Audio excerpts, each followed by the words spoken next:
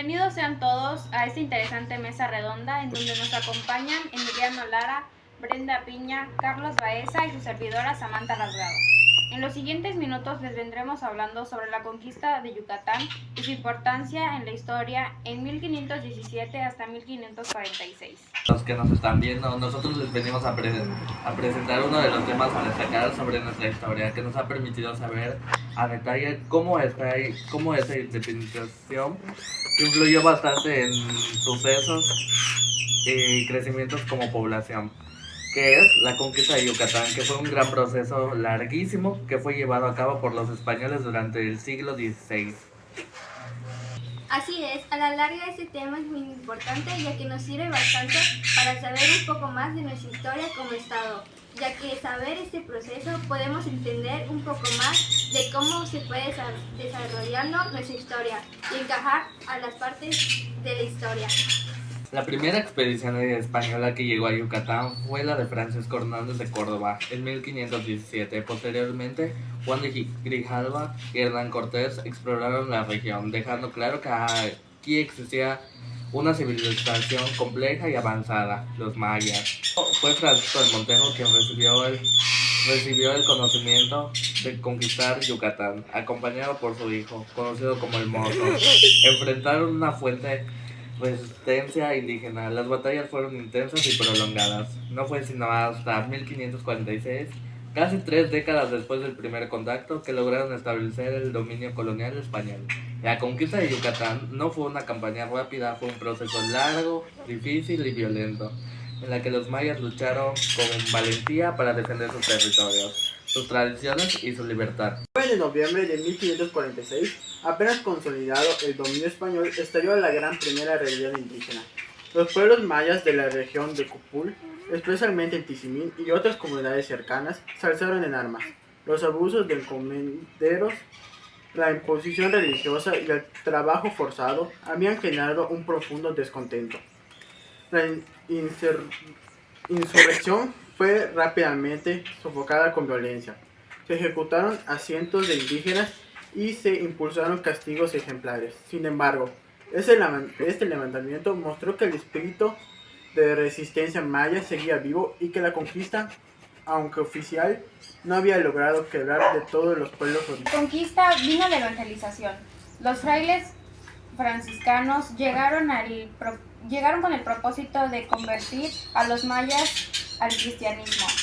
Fray Diego de Landa fue uno de los protagonistas de este proceso, aunque tenía interés en entender la cultura maya. Aprendió su lengua y registro, sus costumbres y la relación de las cosas de Yucatán. También cometió actos extremos. En 1562, en un acto de fanatismo, ordenó la quema de códices y objetivos religiosos mayas en Maní.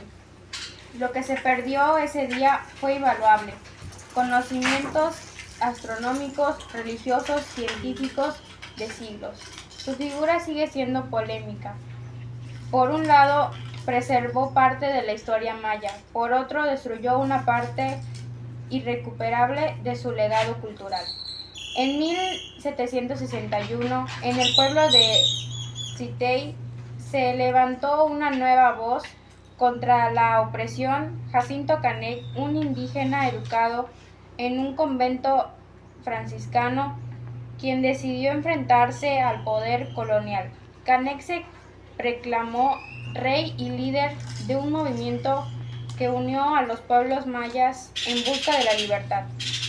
Su rebelión fue breve, pero significativa. Las autoridades coloniales realizaron con rapidez, aplastando el levantamiento y ejecutación brutalmente a Canech. A pesar de su derrota, su figura trascendió.